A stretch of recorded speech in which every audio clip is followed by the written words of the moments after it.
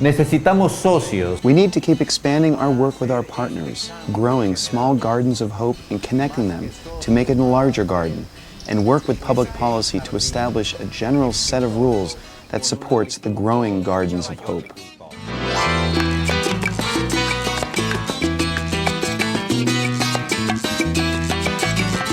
The Coamillas estuary shows how fast we can lose what nature provides. Large fish and shrimp were so abundant 20 years ago, harvesting took little effort. It was a time before paved roads. Only boats, mostly dugout canoes, moved through the estuary, bringing out tons of wild-caught shrimp. But that soon changed. By 1990, Ecuador led the world in shrimp export.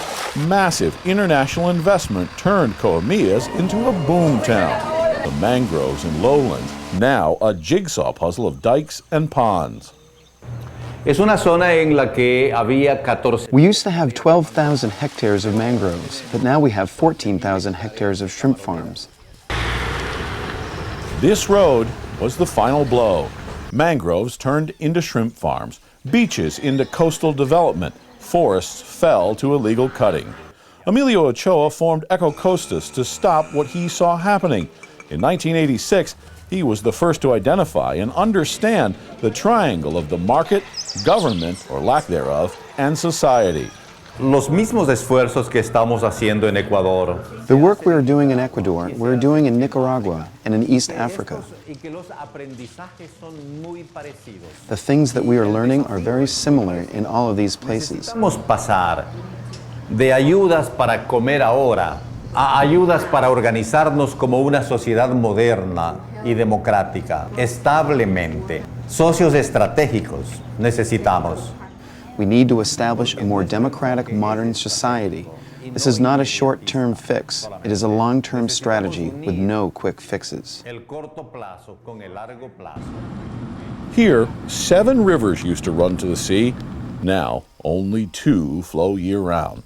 This lack of fresh water is reducing the remaining wild stocks of fish, shrimp, and shellfish, and threatens the shrimp farms. The community, though, remembers the way it was. They understand how the road, the loss of forest, and fresh water have hurt them. How to address the problems? In 1996, they tried. The Mache Chindul Biodiversity Reserve was created, but it backfired. Poor farmers poured in. Indigenous were pushed further into the interior. Community leader Guillermo Prado remembers it well. Es el asunto de la tala de madera, ¿sí? Y la comercialización. Y no existe una compañía que esté presente explotando la madera, sino que la comunidad saca la madera y la saca a la vía y se la compra, ¿sí? Es unos grandes. There are 40,000 people living in the reserve. The people who live in the reserve cut the trees. We have a serious deforestation problem. They cut the trees and sell the trees at the roadside. These issues were not considered by the government when the reserve was established. The community is aware of the importance of the reserve, but they need alternatives to survive. En la zona hay pocas reglas. No tenemos. In this zone, we have few rules. We don't have property titles, we don't have building construction regulations, we don't have permits for the shrimp farming activities. It's an informal economy. It's a frontier economy. Huge logs came out of the forest. Small sawmills sprouted to turn nature's gift into something man would pay money for, planks and beams. For a decade, shrimp was king. Then, in 1993, white spot, a Southeast Asian disease, burned through the shrimp stocks. Most commercial farms closed. The multinational corporations couldn't let their billion-dollar investments fail. Massive infusions of antibiotics and other changes reopened the ponds. So now, new ponds are being built. The shrimp are smaller, the harvests are less abundant, but profits for large-scale farms are significant. Traditional fishermen have not fared nearly as well. Wild shellfish, once abundant, are nearly gone. Those who depend on nature tell us they're barely able to survive. Emilio envisions a different future and is planting the seeds today. En esta zona de acá In the Mache zone, we are developing alternative job opportunities that are based upon occupations that are sustainable and produce goods and services from the environment. We're working with bees, working with passion fruit, we're working with cacao, organic aquaculture, and we are working with chame. Chame is a uniquely adapted fish. It can survive for weeks or months in the muddy bottom of seasonal ponds and lagoons. Chame are herbivores, so they're not a threat to shrimp and can be grown together in what's called polyculture. Sold locally, its real future may lie in the live fish markets of Southeast Asia, where huge demand could trigger more ecologically based aquaculture ponds here. Emilio Ochoa says Ecuadorians will be better able to supply such demand if they follow the EcoCostas model of encouraging collective rather than individual behavior changes. In this zone, the livelihoods are based on sustainable uses, good practices of agriculture, and good practices of aquaculture. In this other zone, in the north, we are working on sustainable ecological tourism. In all of the zones, there are 15 schools, and we work with all of the schools in this network. It is this deep understanding of the markets, the society, and government which allows EcoCostas to teach the community a new way of seeing the future for the local ecosystem. The community will be better able to respond to rapid changes and restore some of what this beautiful and unique ecosystem is able to provide. What I feel is that this is the future.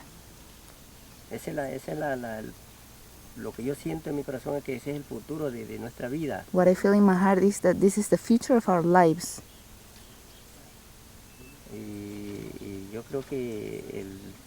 Lo que yo siento de que ese es el futuro de nuestra vida va a ser el futuro de todos nosotros los que estamos organizados, como estamos trabajando juntos y así como lo está ayudando ahorita EcoCostas. And it will be the future of all of us who are working together, and as long as we are receiving EcoCostas support. Claro, EcoCostas, yo creo que si llega aquí es porque sabe que nosotros somos personas organizadas. If it comes here, it's because we are organized people and we are working together.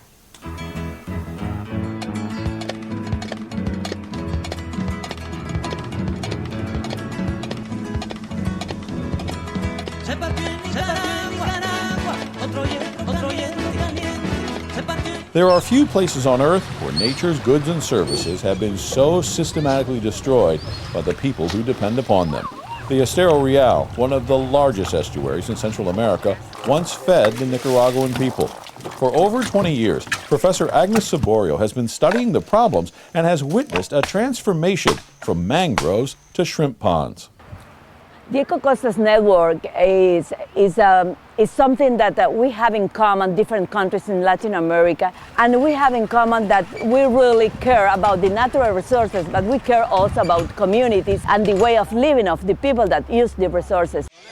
20 years ago, fishing communities did well because they agreed, on occasion, to give the estuary a rest, time for fish to repopulate. Everything changed on October 29, 1998. One of the deadliest and most powerful storms in history broke the back of this community. 50 inches of rain, 180-mile-an-hour winds. Hurricane Mitch hovered over the Estero Real. It blew out riverbanks, shrimp ponds, filled channels, and created new ones. In the village of Puerto Morazan, only the cross of the church was visible at the height of the flood. People here will tell you their world changed forever. 10 years ago, fishing was easy near Puerto Morazan. They used to be able to fill a canoe with 200 pounds of fish in a single day. Today, these few pounds of small shrimp are a good catch. And to get even that, the fishermen travel hours by boat with their families, and they built makeshift fishing camps. These camps are stark, desperate places. So many families are here, the schools in Puerto Morazan are closed. The older women remember when they could easily harvest several hundred cockles during a single low tide. Today, groups of women and children are lucky and feel fortunate to harvest 2 or 3 dozen. Fishing families are all too aware that their way of life is almost gone. Take a look at this. That's dynamite fishing, illegal the world over, and they know that the methods they're forced to use only hasten the end. Ya estamos quedando sin nada de pescado. Right now we are without fish. Como vieron ahí, As you no saw over there, sacamos nada. we didn't get too much fish over there. Sí, más antes, Before, por una bomba se sacaba with que one bomb, 50, que you used to 100 get libras. 50 or 100 pounds of fish. As the fisheries declined, shrimp farming was the alternative. By 1994, half of the farms were small-scale local cooperatives, the other half large-scale foreign-owned. Hurricane Mitch destroyed everything, but the large-scale operations had access to capital, technology, and foreign markets. They recovered quickly. By 2004, there were over 10,000 hectares of shrimp back in production, but only 500 hectares in local cooperatives. To stock the massive shrimp ponds, tiny wild shrimp, or post larvae, were caught mostly by women displaced by declining shellfish. Today, 10,000 people harvest seed shrimp, even though it is illegal. Usually they take, I don't know, maybe 1,000 shrimp larvae, and they take away and they kill 100,000 other larvae, shrimps and other kind of shrimps or fishes and other crustaceans. So really can do.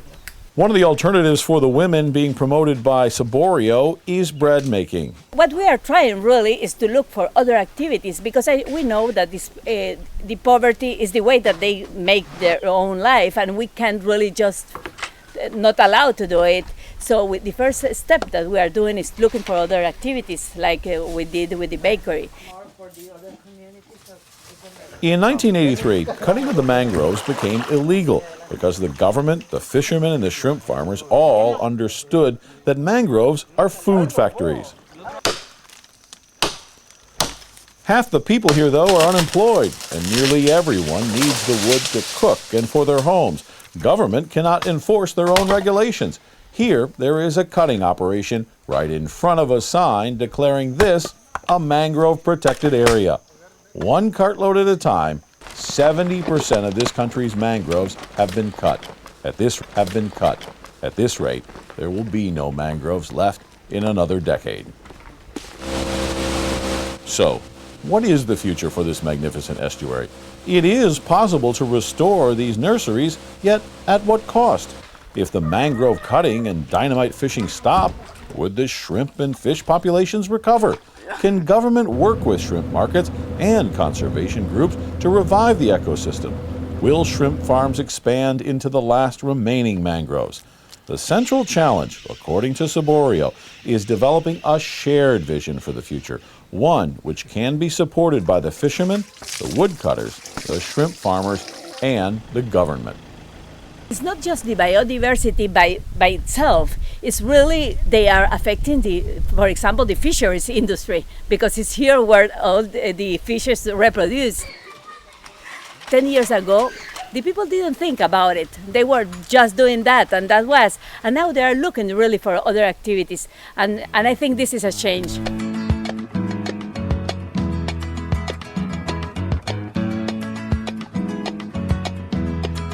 Se partió en Nicaragua otro hierro caliente. Se partió en Nicaragua otro hierro caliente.